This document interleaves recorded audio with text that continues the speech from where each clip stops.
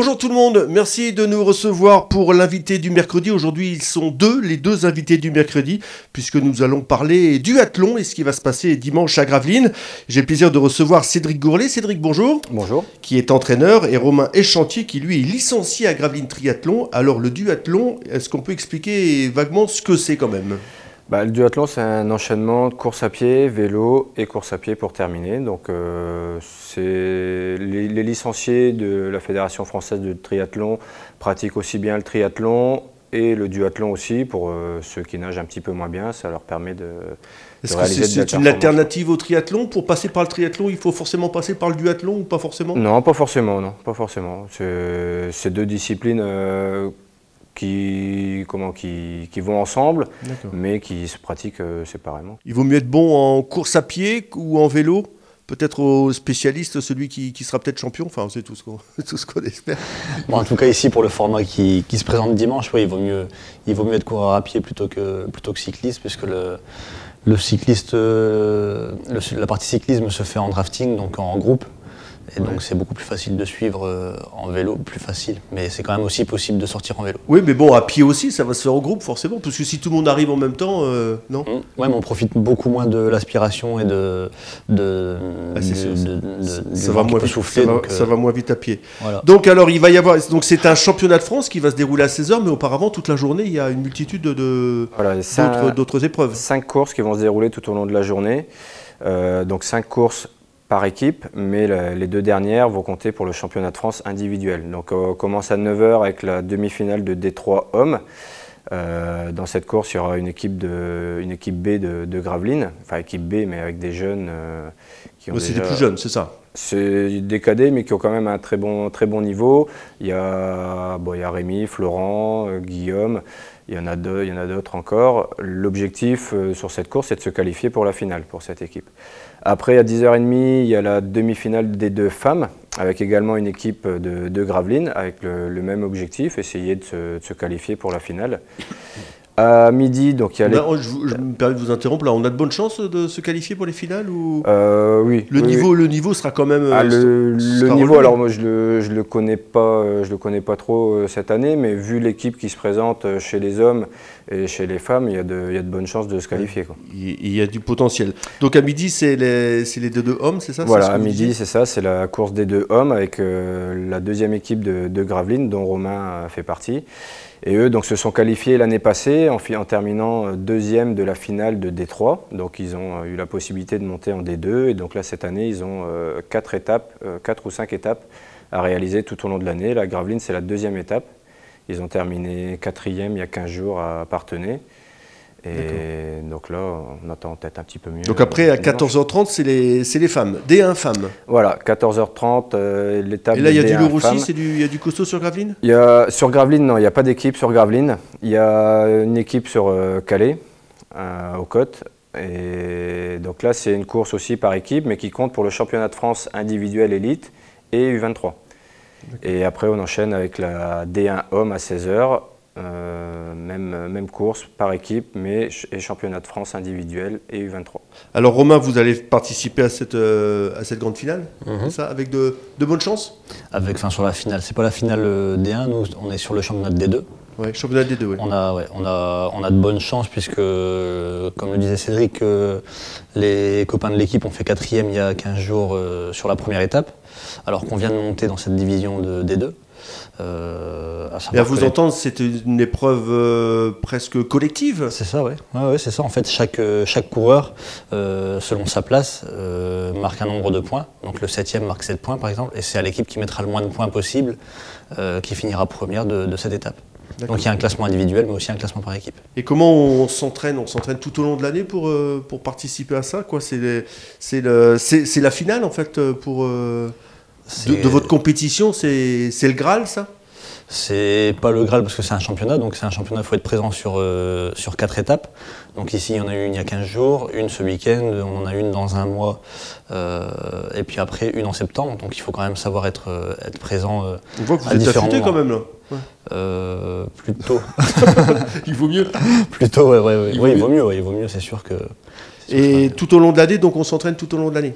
Ouais, on s'entraîne tout au long de l'année. Tout au long de l'année, on essaie de conjuguer. Parce que le climat ici, il n'est pas forcément propice à l'activité cycliste l'hiver, quand même. Bon. On a des home trainers. Ah Sur ouais. les home trainers, ça marche bien. Ah ouais, ça marche bien. Et d'un point de vue général, le triathlon sur Gravelines, c'est combien de licenciés? 181 licenciés, 181 exactement, licenciés de 5 ans jusqu'à, je ne vais pas dire de bêtises. Il n'y a pas d'âge pour 5 ans. 5 ans, on peut jeune, déjà s'initier au triathlon à 5 ans. Ouais. Alors, en école de triathlon, donc, on commence principalement par course à pied, vélo. Vous prenez les bébés nageurs presque, non? En natation, ils commencent dès qu'ils savent nager. Alors, on leur apprend pas à nager. Non. Par contre, dès qu'ils savent nager 25 mètres, qu'ils sont autonomes, là, ils peuvent venir et ils commencent à s'entraîner. D'accord. Et une compétition comme ça sur ce championnat de France, c'est un travail de longue haleine, ça se prépare longtemps à l'avance? Les autorisations, depuis quand on pense à cette compétition? On y pense depuis le mois de septembre. J'en avais parlé avec le président Jean-Michel Bunier juste avant la finale de Détroit, en espérant qu'ils se qualifient. Et après leur qualification, on s'est dit, allez, pourquoi pas postuler, ça fera une étape à domicile. Ouais. Pour l'équipe et voilà, ça fait une épreuve de prestige pour le club. Donc, parce qu'il y avait déjà eu au début des années 2000, me semble-t-il, une manche d'un Grand Prix de duathlon sur Gravelines dans le centre-ville. Hein. Voilà, le parc n'existait pas encore. Non, ça se passait en centre-ville et le parcours à pied, si je me souviens bien, passait dans le théâtre de Verdure. C'est ça. Parcours cycliste faisait des allers-retours dans les rues comme le trail de Gravelines. En fait. Plus ou moins. À peu de choses près. Ouais. Donc ce parcours, il a lieu complètement dans le parc, notamment la partie pédestre. Hein. On monte la butte et on redescend avec 5 km, c'est ça? Voilà, c'est ça. La première course à pied, c'est 5 km. Elle se fait intégralement sur la butte et le retour au pied de la butte, avec une transition course à pied vélo au niveau des pontons du parc. Et là, après, ils prennent leur vélo et ils font une petite boucle de 5 km à faire 4 fois. Pour les 4 premières courses et à faire 6 fois pour la course de D1 homme. Donc avec une grosse mobilisation de bénévoles quand même là pour cadrer tout ça, même si c'est une boucle, bon, il y a un peu moins. Alors ça demande, il y a un petit peu moins de 50 bénévoles qui seront là tout le week-end, aussi bien le samedi pour préparer, parce qu'il y a un gros travail de préparation la veille, et le jour même une quarantaine. Donc il y a 50 personnes différentes, aussi bien soit le samedi après-midi, ou que le dimanche matin, ou le dimanche toute la journée, ou que le dimanche après-midi. Parce que là, on va venir de loin quand même là, pour ce championnat de France. Oui, c'est les équipes de D1, alors je les connais pas toutes, mais elles viennent de toute la France. Hein. Rouen, Caen, Strasbourg, il y a Metz, il y a... Et une épreuve comme ça, là, celle du championnat de France, elle va se dérouler en combien de temps là? Parce que donc c'est 5 de course à pied, 30 de course, enfin de vélo, et on termine par 5 encore à pied, c'est ça? Voilà, donc cette distance-là, c'est pour la dernière course, pour la D1 homme, et ça va se faire entre 1h20 et 1h30 environ, c'est ça? Pour les autres courses, au format un petit peu plus court, 5 à pied, 20 à vélo et 2,5 à pied, ça va se faire en moins d'1 heure. D'accord, donc ce sont des équipes, hein, ce ne sont pas des individuels, ce n'est pas une course individuelle. Voilà, le classement, alors il y a 2 classements. Il y a un classement par équipe, puisque c'est le championnat de France des clubs en même temps. D'accord, oui. Donc là, le classement par équipe se fait sur les 3 meilleurs athlètes de chaque club.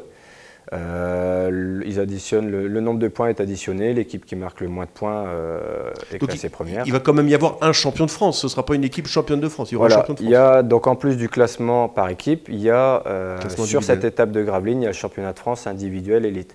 Sur les 5 étapes de l'année, la Fédération française en choisit une, en désigne une pour être support du championnat de France élite et U23. Qu'est-ce qui vous manque, Romain, à votre équipe, vous, pour passer en D1? Rien, on a tout ce qu'il faut. Les résultats je pense vraiment qu'on a tout ce qu'il faut, puisque on avait quand même quelques manquements il y a 15 jours sur l'équipe qui s'est présentée sur la première étape, et ils ont fini 4e. À savoir qu'à la fin du championnat, les 3 premières équipes montent. Ouais, montent en D1. Donc si on arrive tous en forme sur les étapes qui arrivent, il n'y a pas de problème, on passera en D1. Il manque pas grand-chose, il manque quelques petites perfs. C'est des petits réglages. Des petits réglages, et puis peut-être, faut pas compter sur la méforme des équipes adverses, mais bon, après, voilà, vous présentez une équipe de combien? On se présente toujours à 5. 5 et en général, on présente 2 U23 sur l'étape. Comme le club est bien classé en France, on a la possibilité de présenter des jeunes sur les étapes à chaque fois. Et ça vous donne un bonus? Non, pas forcément? Non, parce qu'ils ne comptent pas sur le classement de l'équipe, mais en tout cas c'est formateur pour eux et ça c'est intéressant. Ok, c'est tout le mal qu'on vous souhaite. Est-ce que une saison de duathlon, ça se déroule de camp à camp?